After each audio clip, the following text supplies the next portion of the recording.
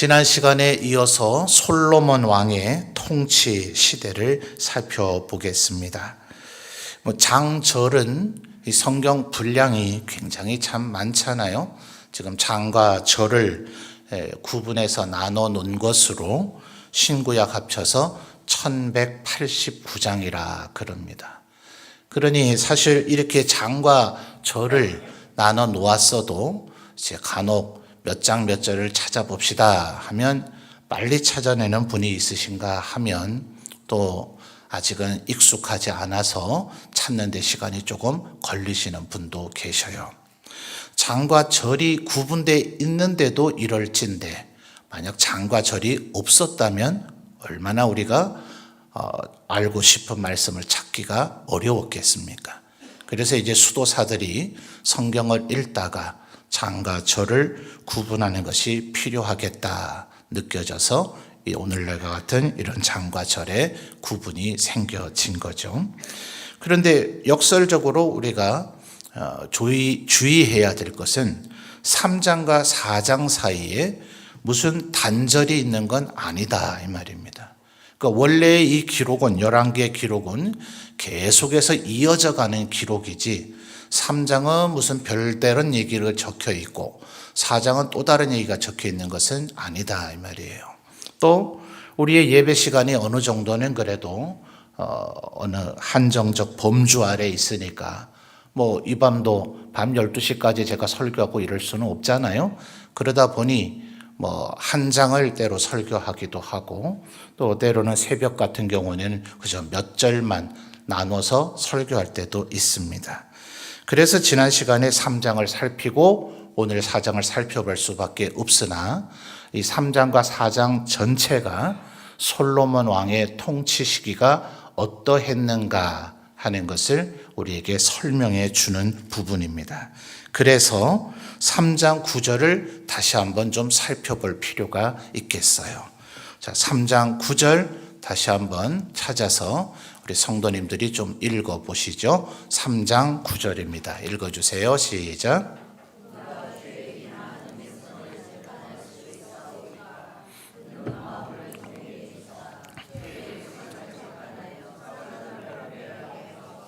아멘. 자, 솔로몬이 하나님께 구한 것이 뭐였다고요? 듣는 마음을 주십시오 이랬는데 이 듣는 마음이라 하는 것은 요즘은 경청한다는 것 자체가 아주 어려운 시대가 됐다. 누군가에게 돈을 주는 것보다 내 시간을 할애해 주는 것이 더 귀한 것을 주는 시대가 됐다 그랬죠.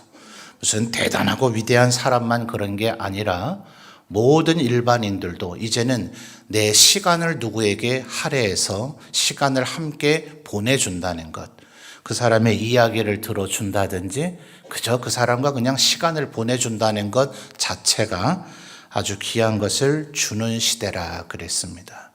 그러니 남의 얘기를 들어준다는 것, 이거 참 쉬운 것 같지만 막상 해보시면 그렇게 쉬운 일만은 아닙니다. 듣는 척하고 있으면 안 되거든요. 머릿속에는 온갖 딴 생각하고 있으면 되는 게 아니라 그분의 얘기에 감정적인 반응도 해줘야 되고 그분의 얘기를 듣고 때로는 정말 지혜로운 조언도 해줘야 되죠.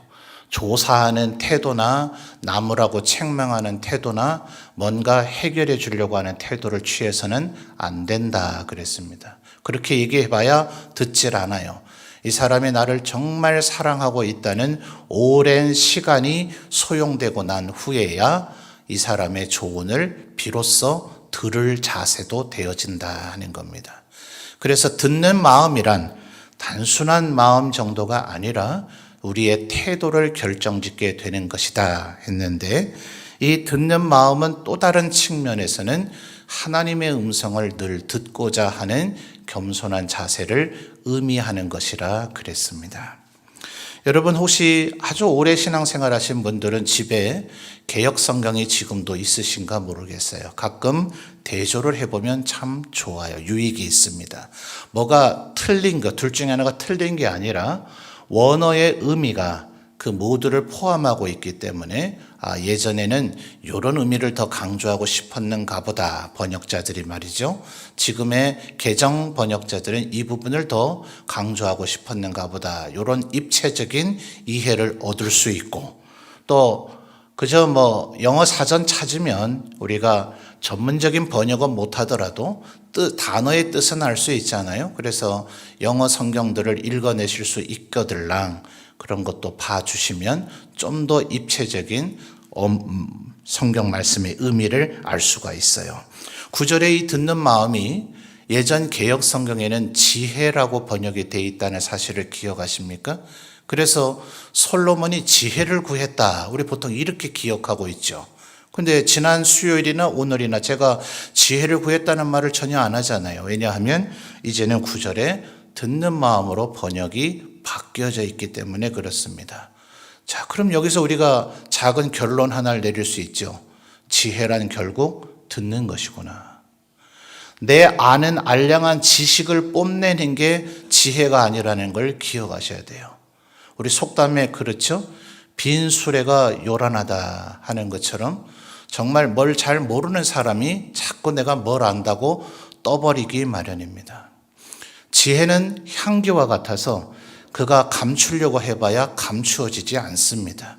오히려 너무 과하게 뿜어져 나오면 그 향기는 향기가 아니라 악취는 아니겠으나 뭔가 사람을 힘들게 합니다. 나는 듯 안 나는 듯, 맡은 듯 안 맡은 듯 은은하게 풍겨져 나올 때 그때의 그 향기가 가장 최고의 가치를 갖게 되는 거죠. 지혜도 그렇습니다. 내가 자꾸 뭘 말해주려고 하는 것이 지혜가 아니라 하나님의 말씀을 듣고 그리고 사람들의 얘기를 들어주는 것이 진정한 지혜다. 교회의 맹점이 뭐냐 하면 예배 시간의 절반 이상이 결국은 목사가 설교에서 자꾸 말해요. 그러다 보니 일정 부분 설마 제 몸매를 닮고 싶기야 하겠습니까마는 성도들은 목회자를 좀 닮고 싶어하는 경향이 있기 마련이거든요. 그러다 보니 기독교인들이 자주 범하는 우가 자꾸 남에게 뭔가를 말하려고 해요. 많이 말하면 그게 신앙이 좋은 줄로 착각합니다. 그래서 설교 시간을 정말 줄여야 되나? 근데 못하겠어요. 분주하셔서 말씀을 잘 읽을 시간도 없으시니 이 시간에 더 상세하게 더 뇌리 속에 박히도록 설명을 해드려야 되는 이 열망을 가눌 길이 없으니 저는 오늘도 말을 많이 합니다만 듣는 마음이 지혜다 하는 것을 꼭 여러분 마음에 새기시기를 바랍니다. 자, 그래서 이 듣는 마음으로 인해서 하나님이 지혜를 충만히 주셨기 때문에 지난 시간에 어땠어요? 여자 2명이 이 죽은 애는 내 아이가 아니고 살아있는 애가 내 아이다 할 때에 진짜 어머니를 찾아내주는 솔로몬의 탁월한 지혜가 드러나기 시작을 했죠. 자, 오늘 두 번째로 나타나는 솔로몬의 지혜는 그런 여인들, 지난 시간에 살펴본 3장 16절을 보면 이 두 여인이 공교롭게도 창기라 그랬어요. 기생 정도가 아니라 율락 여성입니다. 몸을 파는 여성.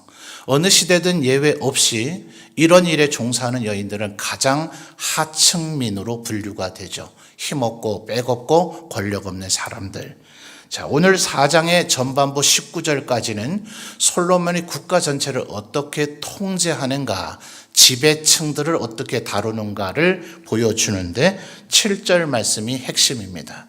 나머지 사람 이름이 누가 어디를 관할했다 하는 거 별 기억하실 필요는 없겠고요. 4장 7절을 다시 한번 읽어볼까요? 읽어주십시오. 시작.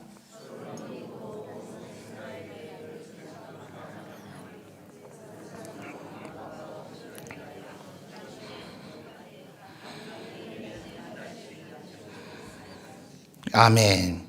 여러분, 이스라엘이 몇 개의 지파로 이루어져 있죠? 12개입니다. 그렇죠? 레위 지파는 이제 하나님에 의하여 하나님의 일을 하는 지파로 하기 때문에 12지파에서 아예 제외해버리고 요셉의 후손인 므낫세와 에브라임이 각각 하나의 지파를 이루어서 12지파를 이루었다. 근데 7절을 보니 공교롭게도 지방 관장도 몇 명입니까? 12명이에요. 그래서 지파당 한 명인가 라고 생각하기가 쉬운데 8절부터 19절까지 이어지는 지명을 우리가 사실 잘 모르잖아요. 그죠? 문경, 예천, 안동 그러면 우리가 뭐 머릿속에 아예 그림 그리듯이 아는데 이스라엘의 도시들을 얘기하면 사실 목회자들도 잘 모르는 분이 허다해요. 다행히 성경 지도가 이렇게 있어요. 그래서 여러분 인터넷 검색하면 성경 지도들이 어디든 검색할 수 있습니다. 그래서 지명 이름을 딱 검색하면 출판돼서 나와져 있는 성경 지도의 페이지를 설명해 줘서 이런 신구약의 역사를 이해할 때는 요새 인터넷 도움을 받으시면 훨씬 이해하기가 쉽습니다. 그런데 어쨌든 8절부터 19절까지를 살펴보면 지파당 한 명이 아니에요. 이 영역이 지파 단위의 영역이 아닌 것을 발견하게 됩니다. 어떤 부분은 한 지파에 두세 명이 있기도 하고 예컨대 19절 마지막 절을 보면 길르앗 땅 그러잖아요. 아모리 왕 시혼과 바산 왕 옥의 땅이었던 길르앗 땅에는 우리의 아들 게벨, 그 땅에는 이 한 사람만 지방관장이 됐다. 결국 요단강 동쪽이란 얘기인데요. 거기는 루벤, 갓 그리고 므낫세의 절반 지파인 무려 두 지파 반이나 거기에 있지만 지방 관장은 거기에 한 명밖에 없더라. 그래서 왜 그랬을까? 이제 신학자들이 여러 가지 견해를 내어 놓는데 여러분 왕조가 바뀔 때마다 가장 그 나라가 이제 망해갈 거 아니에요? 신라가 망해가고 고려가 망해가고 조선이 망해가고 이럴 때 망조가 되는 가장 심각한 것이 뭔지 아십니까? 외적의 침입은 아닙니다.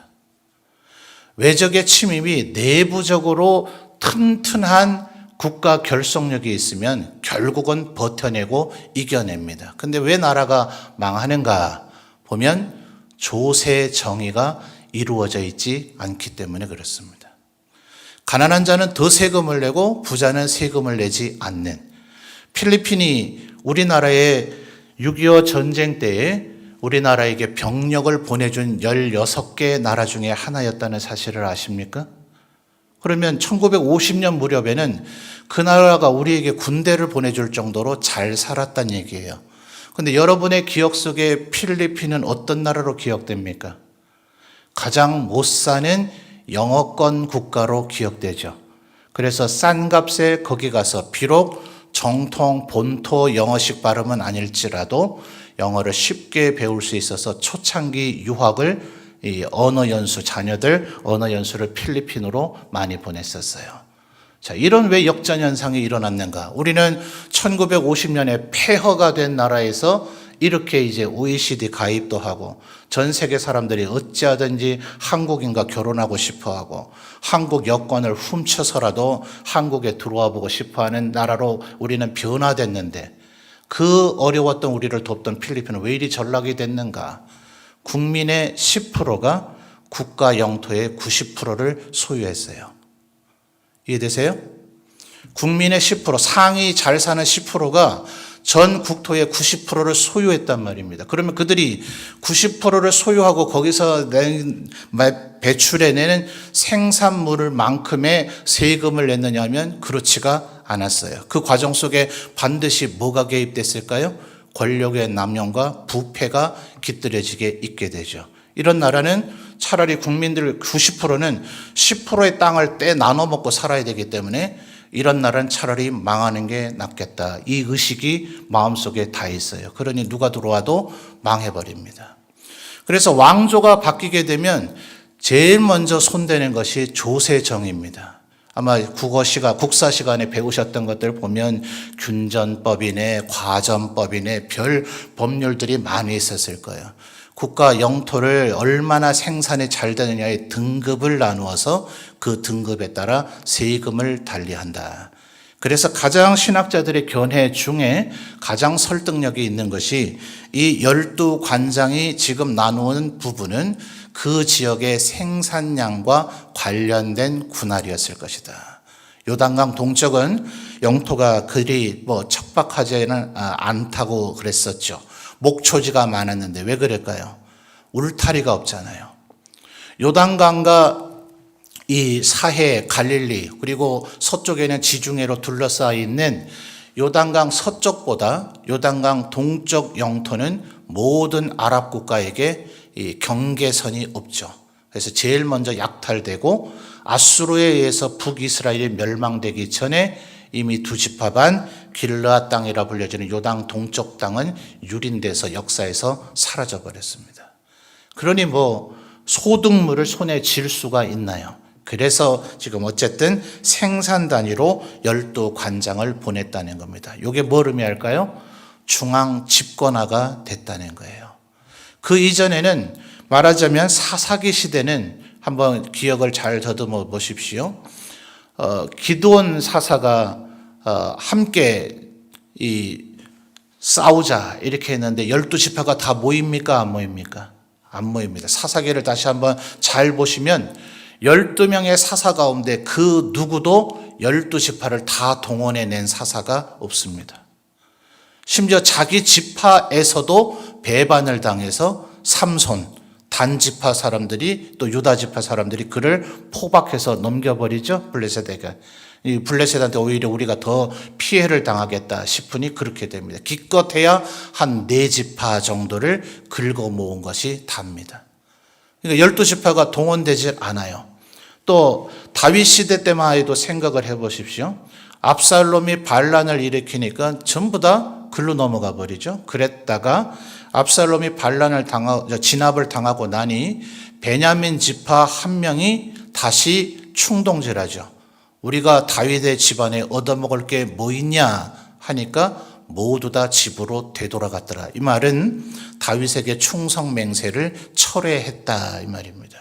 그러니까 다윗 시대까지만 하더라도 말하자면 하나의 단일한 국가라기보다는 12지파의 연맹체 정도로밖에 되지 않았던 것인데 4장 7절의 이 의미가 비로소 말하자면 중앙 관료를 지방으로 파견해서 그 완전히 중앙 집권화가 이루어졌다는 거예요.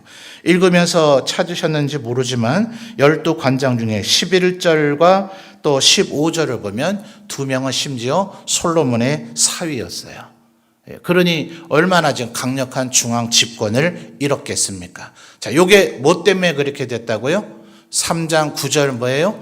듣는 마음을 하나님께 구함으로 하나님께서 보다 상세한 얘기는 4장에 나오지는 않아요. 그러나 하나님께서 솔로몬으로 하여금 국가 제도를 어떻게 하고 국가를 어떻게 해야 통합을 시킬 수 있고 온 국민의 마음을 하나로 모을 수 있는지 솔로몬에게 지혜를 주셨다. 그래서 그 일이 이루어졌다. 사사기 400년 동안에도 이루지 못했고 심지어 선대왕 다윗도 골머리를 앓았던 그 일을 솔로몬 때에 이제 해결이 되었다라는 의미의 말씀이다 하는 거예요.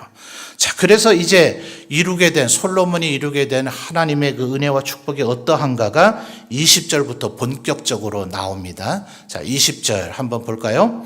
자, 우리 성도님들 다시 한번 읽어봐 주십시오. 20절 읽어주세요. 시작.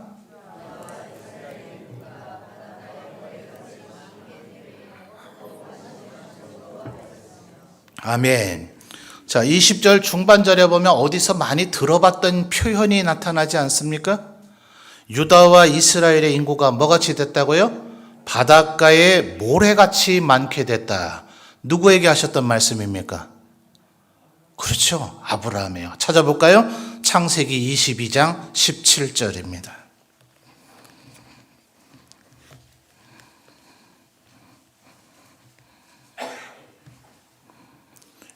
창세기 22장 17절 포함해서 이제 세 구절만 찾으면 오늘 설교 마칩니다. 빨리 찾고 끝내도록 하죠. 자, 22장 17절, 창세기 22장 17절입니다. 읽어주세요. 시작.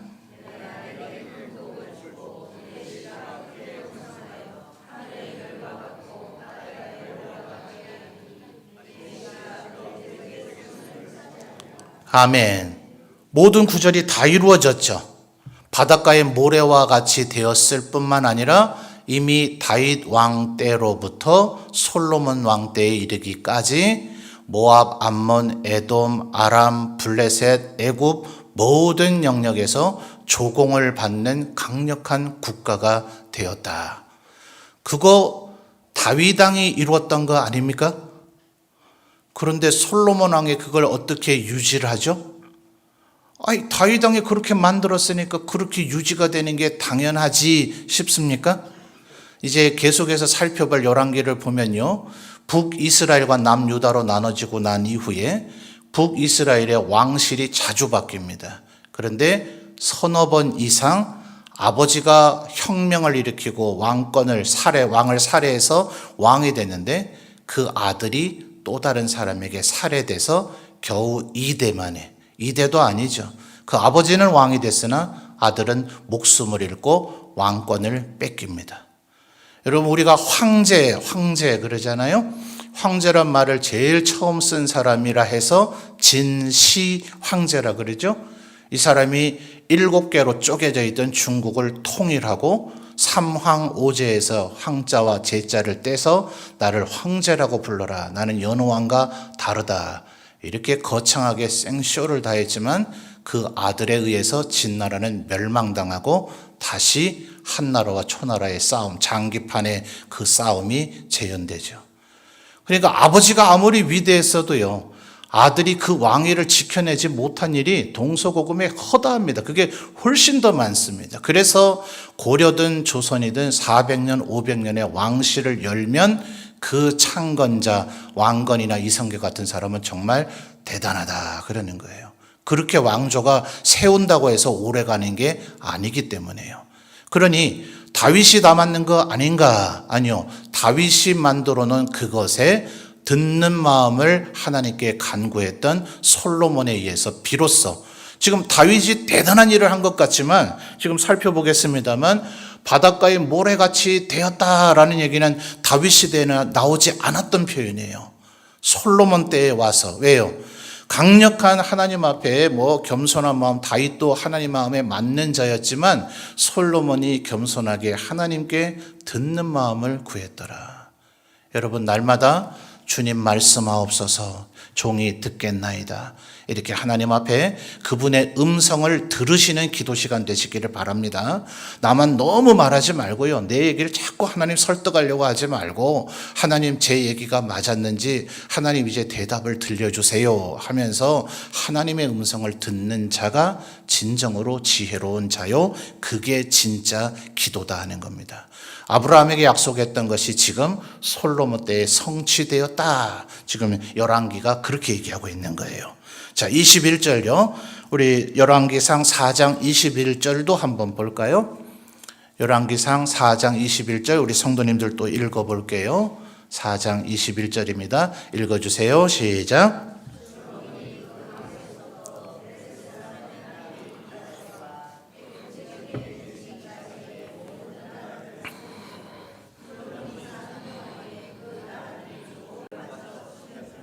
아멘. 21절의 표현도 어디서 많이 들었던 얘기가 나오지 않습니까? 이 또한 아브라함에게 하셨던 말씀입니다. 이번에는 창세기 15장 18절을 찾아보죠.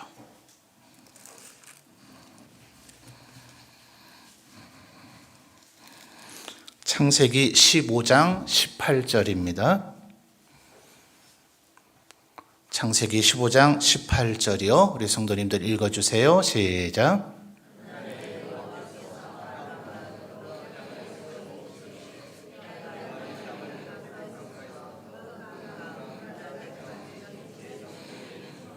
아멘.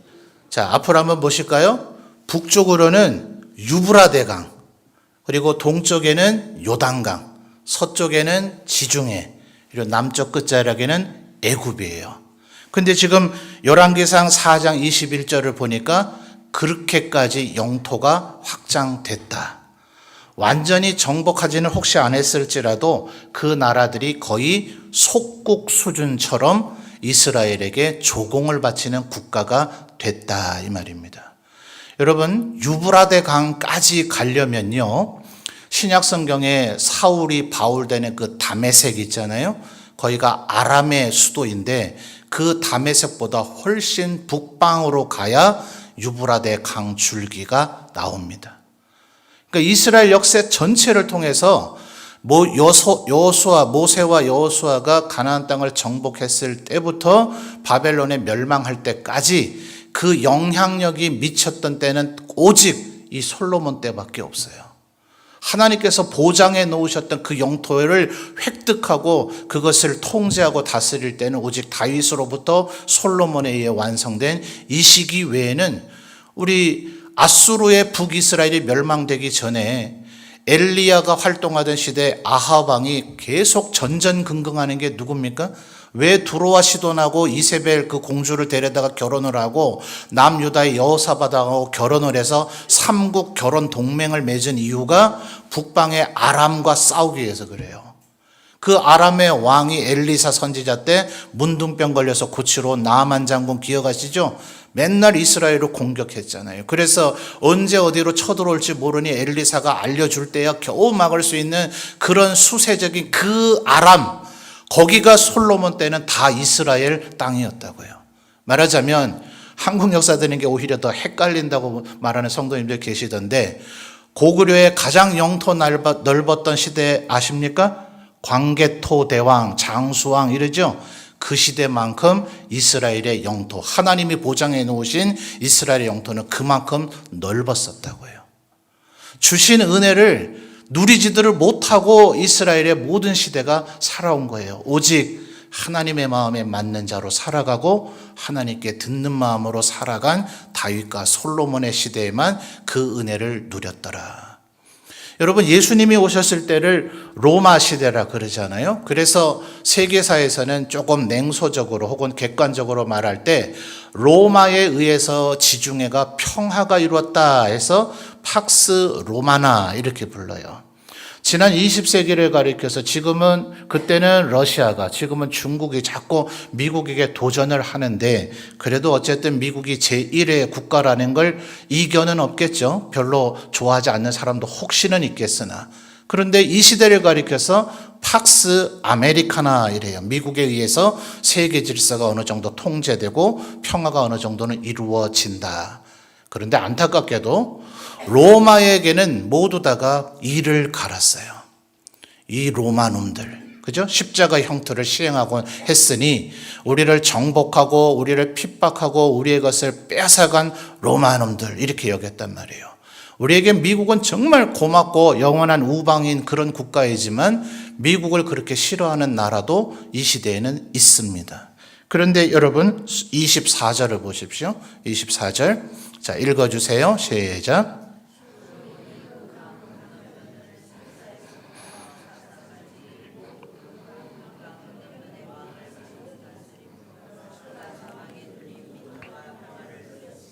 아멘. 마지막 하반절에 뭐라 그래요? 그 모든 지역을 다스림으로 그가 사방에 둘린 민족과 뭐 했어요? 끊임없이 반란에 시달렸더라. 이 얘기 없어요. 이제 이후에 모압, 암몬, 에돔이 이스라엘이 정복해서 그들이 조공을 바쳤다 했잖아요. 암몬을 2차 정벌하면서 그 밧세바와의 그 유명한 사건이 터진 거 아닙니까? 그렇죠? 그래서 열왕기 시대를 보면 모압이, 암몬이, 에돔이 다시 이스라엘의 손아귀에서 벗어나려고 다시 반란을 일으켜서 이스라엘에 쳐들어오고 전쟁하는 일이 종종 벌어져요. 솔로몬 시대에는 그런 일이 전혀 없었습니다. 왜냐하면 이때는 무서워서 굴복한 게 아니라 솔로몬의 지혜가 여기에서 빛나는 거예요. 고양이도 너무 코너로 몰면, 고양이가 아니죠, 쥐죠. 쥐를 코너로 몰면 고양이를 문다 하는 말이 있잖아요. 그죠? 그러니까 이 솔로몬은 다른 나라를 착취한 게 아닙니다. 그 지역에 진정한 평화를 가져오고 모든 국가들이 공존하도록 만들어준 거예요. 그래서 이걸 가리켜서 조공무역이라 그러죠. 다른 나라를 약탈하거나 파괴하는 것이 아니라 서로 간에 오히려 무역을 증진시키는 진정한 지중해권의 글로벌 시대를 연 사람이 솔로몬이다. 나중에 살펴보겠지만 남방에 있는 유다 끝자락에 게시온 헤벨이라는 곳에서 무역 선단을 창설해가지고 전 세계 바다를 누비며 무역까지 했던 것이 솔로몬 시대입니다. 그러니까 진정한 글로벌 시대가 수천 년 전에 이미 이루어졌던 거예요. 그래서 나타나는 가장 그 표현, 제 말이 지금 억지 억지 해석이 아니라는 표현이 25절에서 증거가 됩니다. 25절 또 읽어주세요. 시작.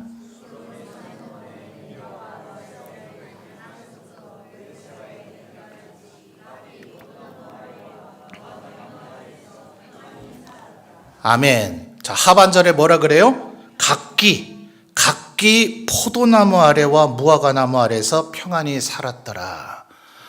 저 집은 뭔 운이 좋아서 무슨 은혜가 많아서 저 집엔 포도나무가 저렇게 많대. 저 집은 무화과나무가 저렇게 많은데 나는 한 그루도 없대가 아니죠. 25절 하반절을 보니까 뭐라고요? 각기 포도나무와 무화과나무, 포도하고 무화과만 먹고 살 수 있습니까? 이 얘기를 적은 것은요, 밀과 보리와 소고기와 양고기는 이미 충분히 먹고 있기 때문에 더 이상 그걸 거론하지 못하는 거예요. 그럼 거론할 필요가 없는 겁니다.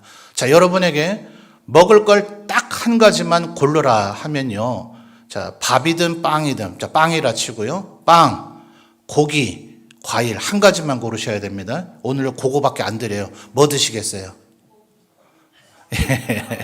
고기파가 많네요. 빵 없으세요? 빵? 그 누구도 빵과 고기를 제쳐놓고 과일 이러진 않죠. 과일이 좋고 하기는 하지만 과일만 갖고는 도저히 안 돼요. 입은 달지만 그거는 힘을 낼 수가 없어요. 그래서 성경이 포도나무, 무화과나무, 감람나무를 거론하는 것은 이미 먹고 사는 문제는 해결됐다는 얘기입니다. 겨우 줄인 배만 채우는 정도가 아니라 정말 평화롭고 풍요롭고 안식이 흘러 넘치는, 굳이 남의 것을 뺏을 필요가 없는 정말 천국과 방불한 시대가 솔로몬 시대의 구현이 되어졌다. 왜요? 하나님께 듣는 마음을 구했기 때문에. 그래서 이것이 25절에 이 포도나무와 무화과나무가 얼마나 이게 대단한 표현인지를 미가서를 보면 나와요. 자, 미가서 4장 4절을 역으로 찾아봅시다. 훨씬 후대의 얘기이긴 합니다. 여기까지가 3절이에요. 더 찾았다고 그러시는 분이 계시는 것 같아요. 자, 3절, 미가서 4장 4절입니다. 구약 성경 1294페이지에 있어요. 미가서 4장 4절요. 자, 스크린에 나옵니다. 같이 읽을까요? 시작.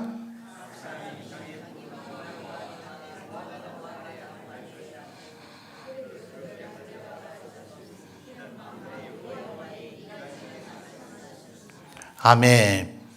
자, 이 솔로몬의 이 시대를 가지고 미가 선지자가 어떤 시대를 지금 예언적으로 얘기하는지 아세요? 이 미가서 4장 전체가 예수 그리스도로 말미암아 이루어질 우리가 가게 될 천국, 새하늘과 새 땅을 이렇게 묘사하는 거예요.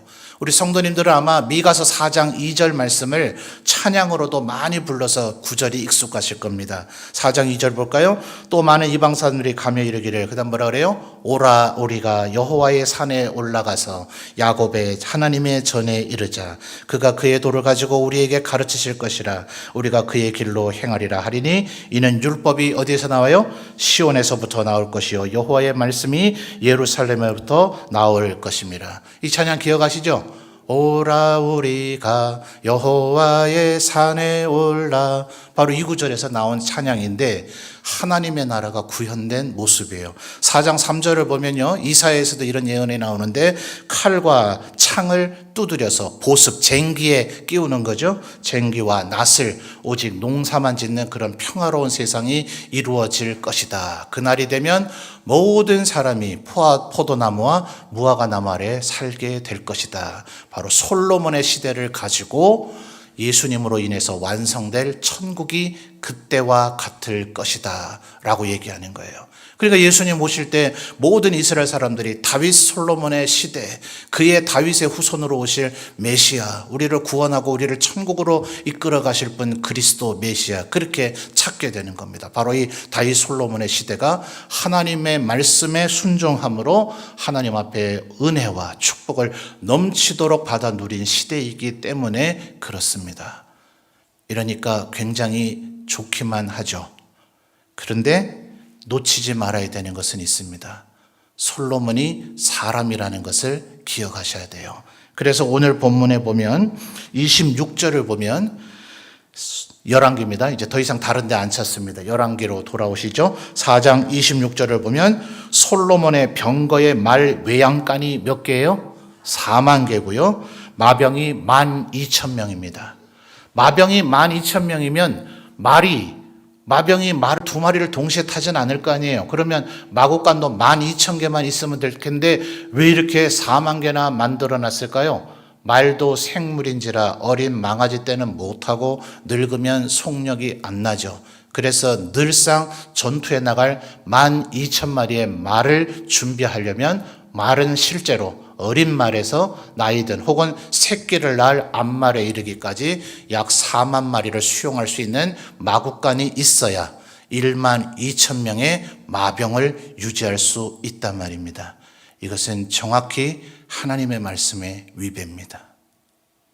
하나님께서 모세와 여호수아에게 이스라엘 땅으로 나아갔을 때 너희는 절대로 마병을 갖지 마라. 요즘으로 하면 핵미사일입니다.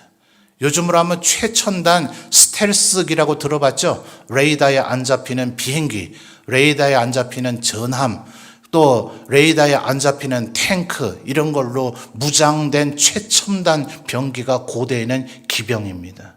그래서 요한계시록의 심판에 이 떼게 되면 제일 먼저 나오는 4가지의 심판이 뭡니까? 백마를 탄 자, 붉은 말을 탄 자, 검은 말을 탄 자, 바로 심판의 상징. 신약 시대까지도 가장 무시무시한 게 말을 탄 자들이에요. 그런데 하나님은 절대로 그걸 갖지 말라 했어요. 또 당시에 가장 좋은 말은 애굽산 말이 제일 좋은 말이었어요. 애굽에 가서 말을 살려고 하다 보면 애굽의 우상 숭배에 물들까 봐, 하나님을 의지하지 않고 말을 의지할까 봐. 그래서 시편에도 나오죠. 사람들은 마병을 의지하고 기병을 의지하겠으나 우리는 오직 여호와를 의지하리로다. 자, 솔로몬의 지금 불안한 씨앗이 움트고 있죠. 4장에서 처음 나온 것이 아니라 3장에도 나왔었어요. 3장 2절과 3절을 보면 그때 아직 성전이 건축되기 전이었기 때문에 그가 산당에서 하나님을 예배했다. 자, 핑계가 있었어요. 성전이 없었던 게 맞습니다. 그러면 산당에서 예배할 수밖에 없지 않아요? 아니죠. 성막이 있었잖아요. 다윗 왕 때 예루살렘으로 모셔오는 성막, 그 이전에는 베델에 있기도 하고 실로에도 있기도 했지만 어쨌든 성막이 있었잖아요. 그런데 저 멀리 북방의 단에서부터 저 남방 부엘세바에서 그 성막이 있는 곳까지 찾아오기는 쉽지 않죠. 그러다 보니 나는 여기서 하나님을 예배하고 싶다. 마음은 얼마나 선해 보여요. 그래서 4장 4절에 기드온이 1,000번제를 드린 것도 성전이 아니라 산당입니다. 그러니 이 산당은 가치 중립적 공간이라고 봐야 돼요. 여기서 하나님 앞에 영광을 돌릴 수도 있지만 하나님을 어떻게 예배해야 되지 잘 모르기 때문에 내 방법, 내 뜻, 내 생각대로 하나님을 예배하는지라 이 산당이 타락의 온상이 될 수 있어요. 그래서 남유다의 왕들이 이제 잘 살았냐 못 살았냐를 판단짓는 기준 평가가 다윗처럼 행했다, 여러분 최고로 잘했다는 얘기인데요. 거기에서 약간 모질라는 B급이 다윗처럼 행하기는 했으나 산당을 없애지는 않았다. 나중에 이제 열왕기 찾으면서 그 표현이 나올 때마다 다시 짚어 드릴게요. 산당은 이런 애매한 포지션이 있어요. 그래서 예수님께서 오셨을 때 뭐라 그럽니까? 사마리아 사람들이 우리 선조들은 그리심산에서 예배해야 된대라고 얘기를 가르쳤고 너희들은 예루살렘에서만 예배해야 된대라고 가르쳤잖아 라고 얘기를 하니 예수님이 뭐라 그러세요? 오직 하나님을 예배하는 자는 영과 진리로 그 마음의 최고의 마음을 다하여 뜻을 다하여 목숨을 다하여 하나님을 사랑해야 되기는 하지만 그 방법이 자기 자식을 산채로 불에 던지는 방법이면 안 되죠. 그래서 아브라함에게 그것을 테스트하시면서 동시에 나는 그런 것을 원하는 신이 아니다라는 것을 보여주신 거예요. 오직 진리로 하나님이 제정하신 방법으로 내가 좋아서 내 방법대로 내가 선호하는 방법으로 하나님을 예배하는 것이 아니다 하는 거예요. 그래서 솔로몬이 다윗의 뒤를 이은 탁월한 왕이기는 하지만 그의 산당 예배와 그리고 마병을 조직했다는 것이 이 사람이 끝까지 잘 가지는 않겠구나라는 여운을 이미 주고 있는 겁니다. 다음 시간들에서 이것이 어떻게 솔로몬을 타락과 멸망의 길로 이끄는지를 살펴볼 텐데요. 그래서 우리가 언제나 주의해야 됩니다. 나 하나님께 잘하고 있지 않아? 아니요. 하나님께서 우리를 충성되이 여겨주셨을 뿐이에요. 우리에게 그저 긍휼과 사랑으로 우리를 바라봐 주실 뿐입니다. 우리가 아무리 다른 사람들보다 탁월하고 그 어떤 왕들보다 위대한 왕이었다 할지라도 우리는 하나님 앞에 여전히 부족할 수밖에 없는 존재임을 겸손한 마음으로 살아가는 우리가 되어야 할 것입니다.